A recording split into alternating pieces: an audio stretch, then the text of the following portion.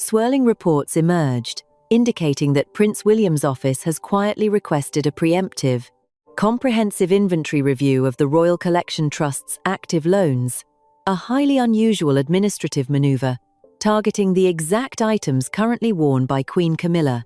This calculated preparation signals an uncompromising legal mechanism already moving into place, engineered to reclaim the monarchy's most priceless historical assets the exact moment the current reign concludes, mapping out a swift automatic transfer of the royal vaults directly to Princess Catherine.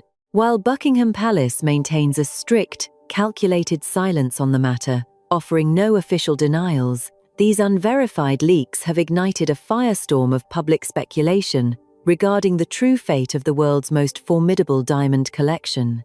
Social media forums and royal commentators are now heavily focused on the staggering wealth draped across royal shoulders at state banquets and diplomatic receptions, questioning what remains of the institution. Keys to the vault change hands. There is a popular misconception, heavily fueled by online commentary, that royal consorts possess a personal, bottomless jewellery box filled with crowns and necklaces that they can distribute or keep at their own discretion.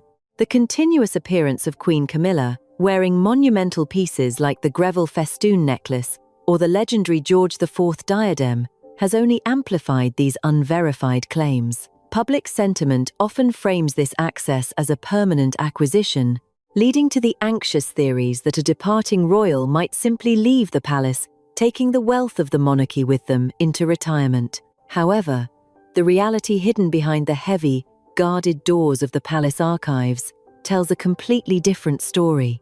The diamonds, emeralds, and sapphires that define the public image of the monarchy do not belong to the individual wearing them. They belong to an ancient, unyielding entity known simply as the Crown. The privilege of wearing these items is strictly temporary, a fleeting lease dictated entirely by the breathing pulse of the reigning monarch. To understand the sheer impossibility of the rumors suggesting that royal jewels could be spirited away, one must look at the formidable apparatus that guards them. This is not a casual family vault where items are borrowed on a whim, nor is it a private safe where historical treasures can be quietly tucked away from public view. The Royal Collection Trust operates as a highly independent, ruthlessly meticulous auditing machine. Financial and historical analysts, or the reinforced subterranean vaults beneath the royal residences, it is accompanied by a mountain of legal paperwork, exact condition reports, and a strict, unbending timeline for its return. The individual wearing the piece, regardless of their title or rank, is never an owner. They are merely a temporary custodian for the evening, bound by the ironclad rules of an institution that outlives everyone. When a monarch passes, the transition of power is not a matter of family negotiation, private treaties, or emotional pleas. It is an immediate, automatic lineage. The crown jewels do not wait for instructions, nor do they require the heir apparent to make demands. The lease on every borrowed tiara, every state necklace, and every ceremonial brooch instantly and irrevocably expires. For those anticipating a dramatic confrontation, where Prince William must actively step forward to demand the return of these treasures, the truth is far more silent and absolute. He will not need to issue a single public statement or sign a single requisition order to reclaim the vaults. The ancient legal framework of the monarchy automatically funnels the entirety of the crown's assets directly to the new sovereign, effectively freezing the accounts and access of the previous administration. The security surrounding these items is absolute, effectively neutralizing any public fear of quiet replacements or missing stones. The vaults will seal, the inventories will be audited by independent experts, and the access codes will shift in the blink of an eye. The transition is designed by history to be entirely devoid of sentimentality. It is a clinical transfer of national heritage from one era to the next, executed with absolute precision. The staggering collection currently rotating through state dinners will be meticulously packed away, awaiting the sole discretion of the new king. He alone will decide who breathes life back into the diamonds, and historical precedent dictates that the grandest and most historically significant pieces will naturally flow to the new leading lady of the realm, Princess Catherine. Yet, while the crown jewels are protected by an impenetrable fortress of audits and trusts, Another highly contested category of jewelry operates in a much grayer, far more complicated legal territory, one that involves a personal artifact belonging to a matriarch who famously disapproved of the union. To formalize that very relationship created a jarring historical paradox. Public commentators and royal forums frequently express frustration over this detail, arguing that the ring represents a spiritual inheritance that should have bypassed Camilla entirely. These debates often culminate in demands that Prince William must eventually reclaim the piece to restore it to the core bloodline, perhaps intending it for Princess Royal Anne or eventually Princess Catherine. Yet, beneath this emotional public outcry lies a rigid legal reality that exposes the limits of the next monarch's power. Unlike the towering tiaras and state necklaces locked within the Royal Collection Trust, the Queen Mother's engagement ring falls into the highly complex and entirely separate category of personal property. When the Queen Mother passed away in 2002, she left her private jewelry collection to her grandson, Charles. Because he inherited it personally, rather than receiving it as a state asset of the Crown, it operates under entirely different legal mechanics. This distinction is the critical dividing line that separates public heritage from private wealth. If a piece of jewelry is deemed personal property, the reigning monarch has the absolute legal right to bequeath it in his private will to whomever he chooses. Should King Charles officially leave the Art Deco ring to Queen Camilla as a personal inheritance, no constitutional law, administrative directive, or public petition can legally compel her to return it to the royal vaults. In this specific instance, Prince William would possess no legal authority to demand its surrender. The ring would leave the royal ecosystem, transitioning permanently into the private ownership of Queen Camilla and her own descendants. This revelation often frustrates those who view all royal assets as national property, but it highlights the intricate, dual nature of royal wealth. The public expects the entire treasury to flow seamlessly to Princess Catherine, but the reality is fragmented by private wills and personal estates. The engagement ring serves as a stark reminder that while the institution controls the grandest symbols of power, personal affections hold the ability to permanently alter the path of certain historical artifacts. As legal experts dissect these potential outcomes, the focus inevitably shifts toward another deeply symbolic ring, one that avoided this legal grey area entirely. While the fate of the Queen Mother's diamond remains tethered to private testaments and quiet legal documents, another ring was deliberately maneuvered out of reach long before any transition of power could be debated, securing a completely different legacy that remains entirely untouchable.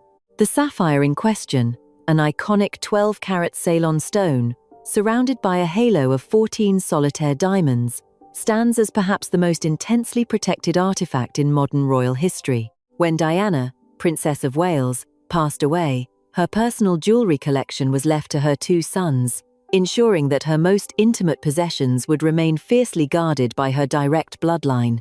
Historical accounts and aggregated insider reports from that period reveal a fascinating, far more than proposing marriage. According to royal analysts and widespread public commentary, he was actively constructing an impenetrable fortress around his mother's memory. By legally and physically binding the sapphire to Princess Catherine, he effectively neutralized any possibility that the ring could ever enter the broader royal circulation or be offered to anyone outside their immediate, chosen lineage. This strategic placement established an absolute boundary that no royal decree or administrative shift could ever breach. Queen Camilla, operating within her own distinct sphere of state jewels and personal gifts from the king, has never crossed paths with the Spencer or Diana legacies. The public watches this physical separation of assets with intense fascination, noting that Princess Catherine not only wears the sapphire daily, but has also become the sole custodian of the Cambridge Lover's Knot tiara, the diamond and pearl headpiece most intrinsically associated with the late princess.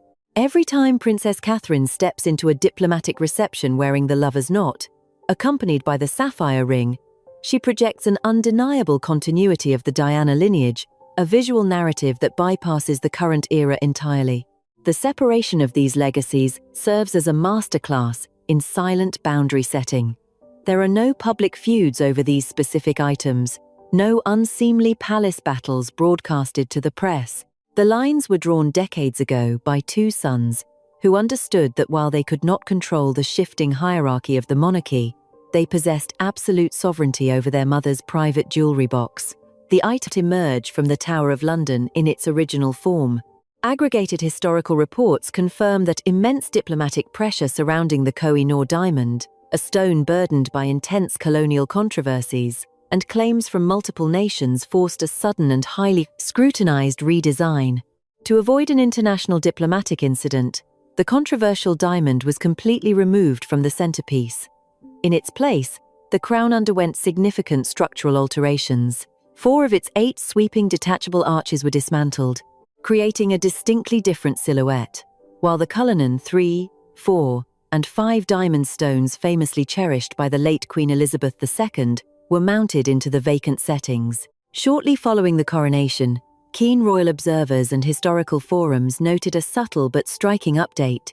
The official Royal Collection Trust exhibitions and digital archives began referring to the modified piece as Queen Camilla's crown.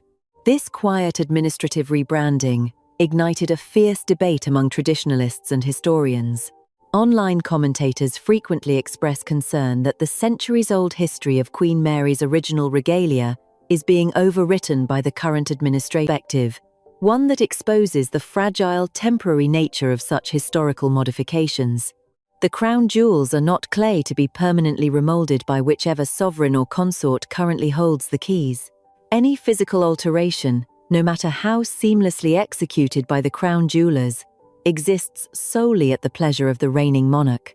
The structural changes made to Queen Mary's crown are entirely reversible. When the inevitable transition of power occurs, the new king inherits absolute authority over the exact configuration of every artifact within the royal vaults. Prince William will possess the undisputed right to issue a single administrative directive commanding the crown jewelers to reverse the modifications. The 4 dismantled arches can be immediately reattached. The Cullinan diamonds, temporarily serving as centerpieces, can be extracted and returned to their traditional status as magnificent brooches. If such a directive is issued, the personalized silhouette crafted for the coronation of 2023 would effectively cease to exist. It would be quietly dismantled in the highly secure workshops of the royal jewelers, wiping the slate clean for the next generation. Historical precedent strongly suggests that Princess Catherine, stepping into her role as the new queen, would receive the regalia restored to its original, breathtaking 1911 architectural glory. The ability to restore history is arguably a far greater display of power than the ability to alter it. It underscores the reality that while a consort may temporarily alter the crown, the institution ultimately dictates its permanent form. The modifications of the present are always at the mercy of the future, a large operating budget. Instead, royal law dictates that she will officially become the Queen Dowager, effectively recognized as the king's widow. This title change is far more than a mere administrative formality printed on palace stationery. It triggers a profound, physical reduction in royal privilege.